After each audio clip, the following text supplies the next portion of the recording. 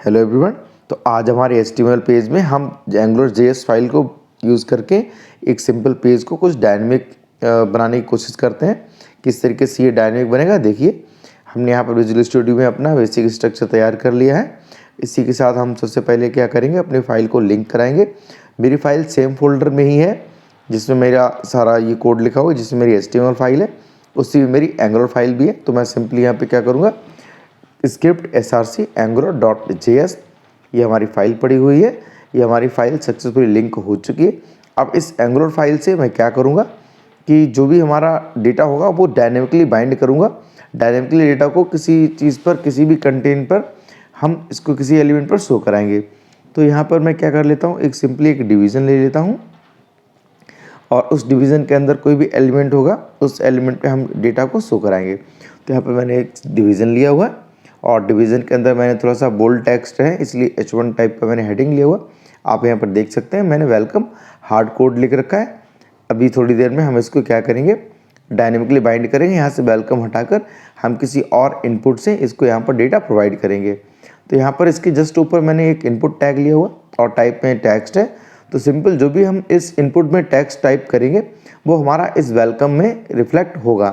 तो यहाँ पर मैं क्या करता हूँ, एक ng मॉडल हमारा एक डायरेक्टिव होता है और इसको कोई भी वेरिएबल नेम दे देते हैं। सपोज़ मैंने इसका नाम रखा है नेम, क्योंकि मैं इसमें अपना नेम इनपुट करने वाला हूँ। तो मैं नेम दिया है, आप इसको कुछ भी डेटा इनपुट करा सकते हैं, मॉडल का नाम कुछ भी दे सकते हैं। और इसको मैंने ng बाइंड कर दिया किसके साथ, जिस मॉडल का डेटा मुझे यहाँ पर शो कराना है। तो मुझे नेम वाले मॉडल का डेटा यहाँ पर शो कराना है, इसलिए मैंने इसको इससे बाइंड कर दिया। और यहाँ से मैं इस वेलकम को हटाता हूँ ताकि जो भी हमारा डेटा होगा वहाँ ऊपर वो हमारा रिफ्लेक्ट करे। अब क्या करता हूँ, हमारी जो डिवीज़न है इस डिवीज़न में हम ng ऐप यूज़ करेंगे। ये भी एक हमारा डायरेक्टिव है जो बताता है हमारे एप्लीकेशन का नाम, क्योंकि अभी कोई नाम है नहीं इसका। तो यहाँ पर हम इसको ऐसे ब्लैंक छोड़ देंगे।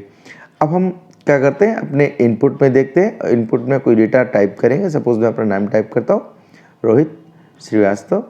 तो ये देखिए आप, हमारा नाम यहाँ पर बिल्कुल रिफ्लेक्ट कर रहा है। जैसे जैसे मैं कोई भी डेटा एंटर कर रहा हूँ वो डेटा हमारा H1 में ऑटोमेटिकली रिफ्लेक्ट करके शो हो रहा है। तो ये हमारा डायनेमिक डेटा है। तो ये एंगुलर से ईजिली यहाँ पर काम हो रहा है हमारा, ठीक है, आप देख सकते हैं। अब इसी तरीके से कुछ और भी अगर मुझे करना है तो और भी डेटा हम ले सकते हैं। तो फिलहाल के लिए मैंने आपको एक इनपुट से किसी H1 में या किसी भी पैराग्राफ में या किसी भी डिवीज़न में कहीं पर भी ये डेटा आप यहाँ से शो करा सकते हैं, ठीक है। और इसको दूसरा मेथड इसका है, अगर हम इसमें ng बाइंड यूज़ ना भी करें तो देखिए मैंने ng बाइंड हटा दिया है।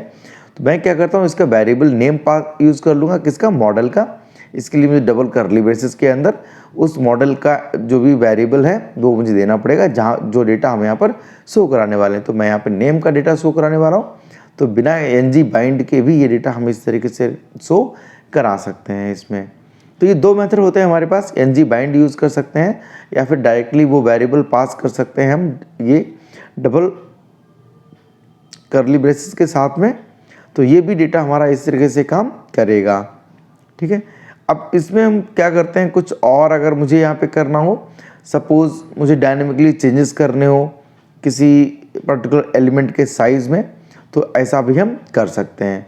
तो यहाँ पर मैंने इसको हटा दिया। मैं एक डिवीज़न के अंदर एक और डिवीज़न ले लेता हूँ यहाँ पर, और उस डिवीज़न को मैं कुछ हाइट विड्थ और कुछ कलर देकर उसका एक छोटा सा व्यू तैयार कर लेता हूँ जिससे मुझे दिखाई पड़ जाए।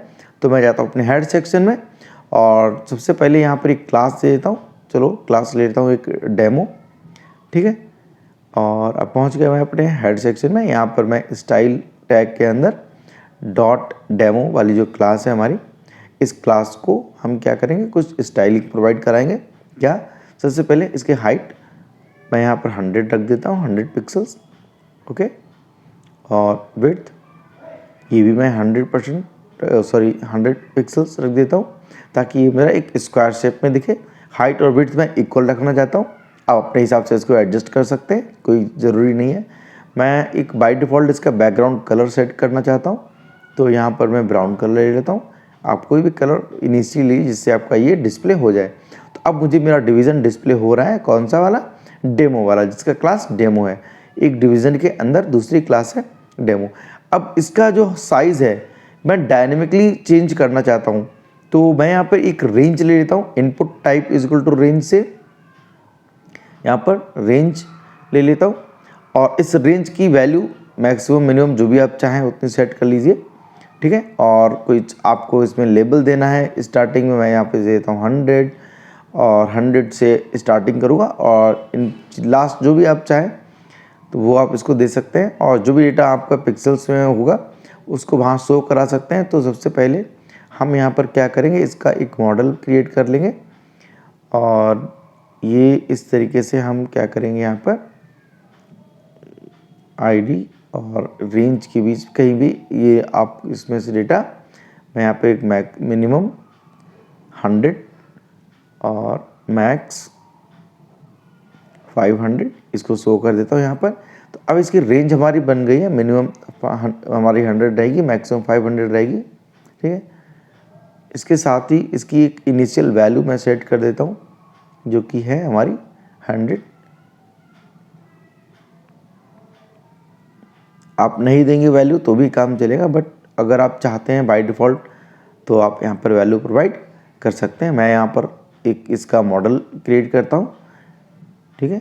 इस मॉडल का नाम, वेरिएबल का नाम दे दिया मैंने यहाँ पर साइज़, क्योंकि मैं यहाँ पर जो भी रिफ्लेक्ट करूँगा वो हमारा साइज़ होगा, ठीक है। और इस वेरिएबल का नाम दे दिया साइज़। तो साइज़ की जैसे जैसे वैल्यू इंक्रीज़ करेंगे आपका जो साइज़ की वैल्यू है वो इसके जस्ट बाद वहाँ पर डिस्प्ले होती रहेगी कि कितना साइज़ है। और ये भी शो नहीं कर रहा है, इसका मतलब यहाँ पे मैंने कुछ मिस्टेक की। एनजी मॉडल मैंने डैश नहीं लगाया, एनजी मॉडल में आप डैश लगाए, देखिए 100 रिफ्लेक्ट होने लगा मेरा। तो बाय डिफ़ॉल्ट वैल्यू मेरी 100 है। अभी जैसे जैसे इसको आप अप डाउन करेंगे वैसे ही आपकी वैल्यू यहाँ पे इंक्रीज़ होती दिखाई पड़ेगी। अब मैं चाहता हूँ कि ये जो इंक्रीमेंट यहाँ पर हो रहा है इसका डायरेक्ट इफेक्ट पड़े किस पर, हमारी इस डिवीज़न वाली क्लास पर। तो इसके लिए हम क्या करेंगे, इसको एक स्टाइलिंग प्रोवाइड करेंगे, स्टाइल दे देंगे, स्टाइल एट्रीब्यूट इनलाइन सीएसएस में लगा दे रहा हूँ यहाँ पर। अब इनलाइन सीएसएस में हाइट की वैल्यू जो होगी वो कहाँ से लेकर आएंगे हम, जो भी इस रेंज के साइज़ की वैल्यू होगी वही वैल्यू इसके हाइट में मैं प्रोवाइड करूँगा। और सेम यही काम मैं कर दूँगा इसके विड्थ के साथ भी। इसकी हाइट और विड्थ में इक्वली इंक्रीज करना चाहता हूँ, जितनी हाइट इंक्रीज़ हो उतनी ही विड्थ इंक्रीज़ हो ताकि इसका स्क्वायर शेप हमारा बना रहे। बाकी आप इसको अलग अलग भी प्रोवाइड कर सकते हैं, आप हाइट के लिए अलग दे सकते हैं, विड्थ के लिए अलग भी दे सकते हैं। मैं एक ही रेंज से दोनों में चेंजेस करना चाहता हूँ, इसलिए मैंने दोनों में जो भी है सेम चीज़ लगा दी, ठीक है। अभी ये इसका मतलब मैंने यहाँ पे कोई मिस्टेक किया होगा, चेक कर लेता हूँ। यहाँ पर ये साइज़ दिया हुआ है और